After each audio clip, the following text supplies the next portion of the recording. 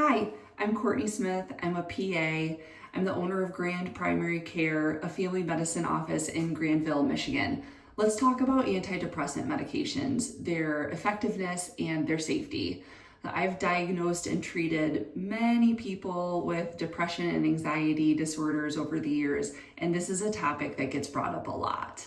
I'll do another video that discusses non-pharmacologic treatment options, but in this video, I'm just going to be discussing antidepressants. Throughout this discussion, I want you to keep in mind that I'm using the common term antidepressants to refer to one specific category of medicine, and that's serotonin reuptake inhibitors.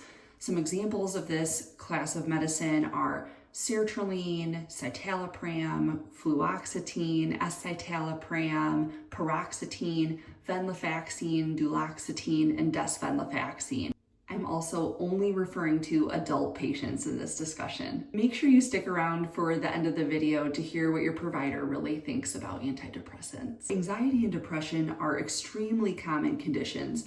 The World Health Organization estimates that approximately 3.8% of the world's population experiences depression symptoms, and approximately 4% of the world's population experiences an anxiety disorder. That's somewhere between 300 and 700 million people worldwide. And why does it matter to adequately treat your mental health? Well, one, if your mental health is not in a good state, it's very likely that it's negatively affecting your function in other areas of life. For example, your relationships with friends and family, professionally, and academically. Two, uncontrolled anxiety and depression can lead to other negative health outcomes. For example, depression is an independent risk factor for cardiac disease. And heart disease is the leading cause of death for men and women right now. So what are our best practices saying right now? What treatments should providers be recommending for their patients? And where do antidepressants fall on this list? In 2019, the American Psychological Association released updated clinical practice guidelines for depression treatment.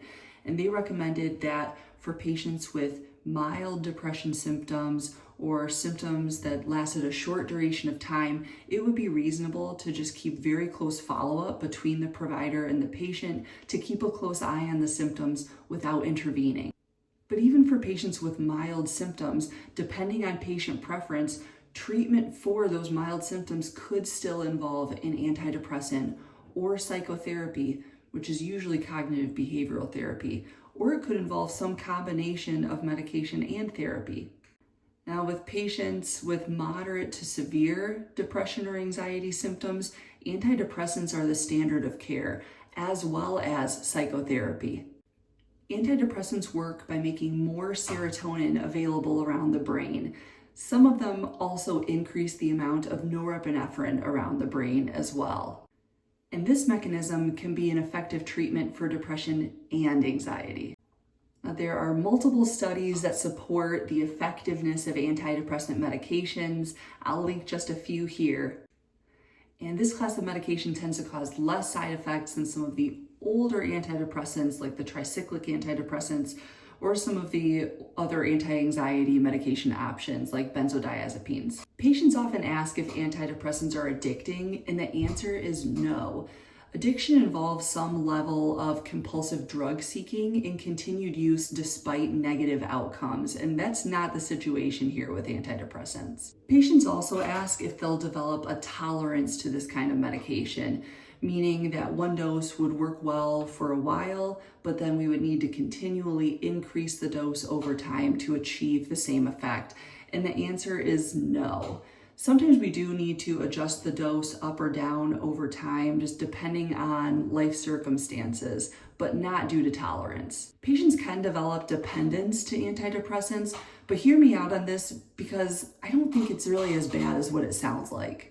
Dependence means that the body has adapted in some way to the medication, and without the medication, a person would start to develop unpleasant withdrawal symptoms. Literature describes a variety of potential withdrawal symptoms. What I see most often in practice are irritability, nausea, headache, brain fog or brain zaps. We can decrease the likelihood of these withdrawal symptoms from happening by gradually decreasing the dose of medication before discontinuing it altogether. And I think it's important to note that while these withdrawal symptoms can absolutely be unpleasant to experience, thankfully they're time limited, they do go away on their own.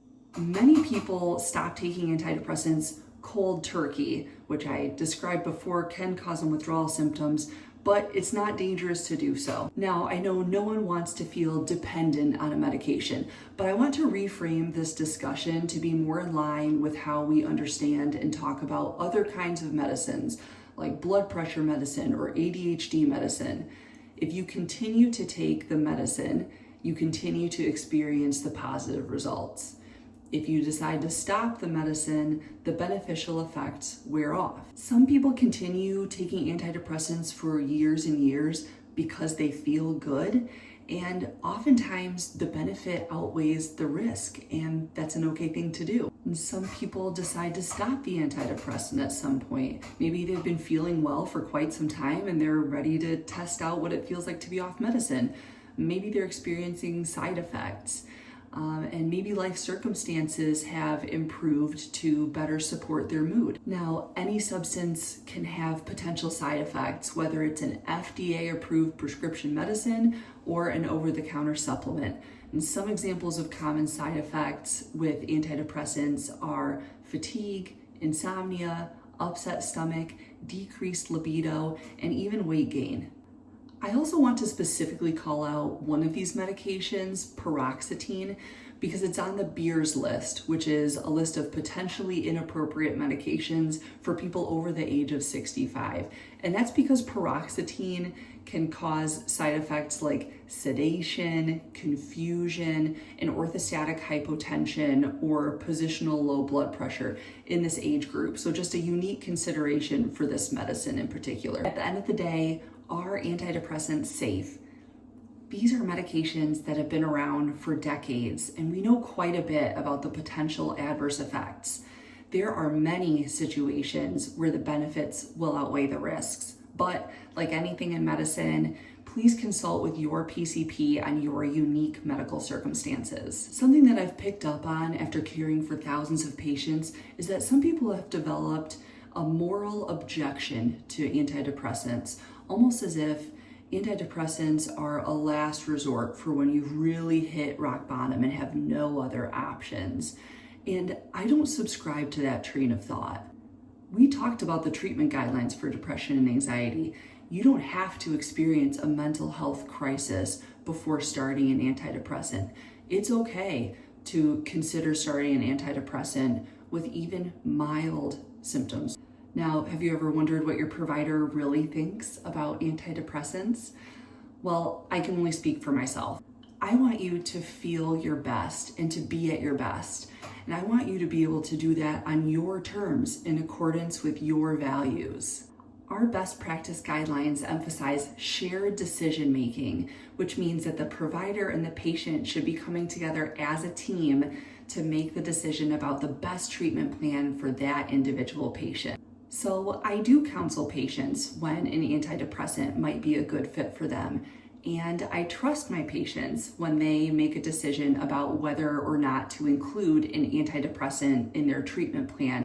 If you're ready to see a provider who will engage in shared decision making and can confidently guide you through your treatment options for depression and anxiety, please go to our website at www.grandprimarycare.com and visit our Facebook page and follow our YouTube channel for more family medicine information.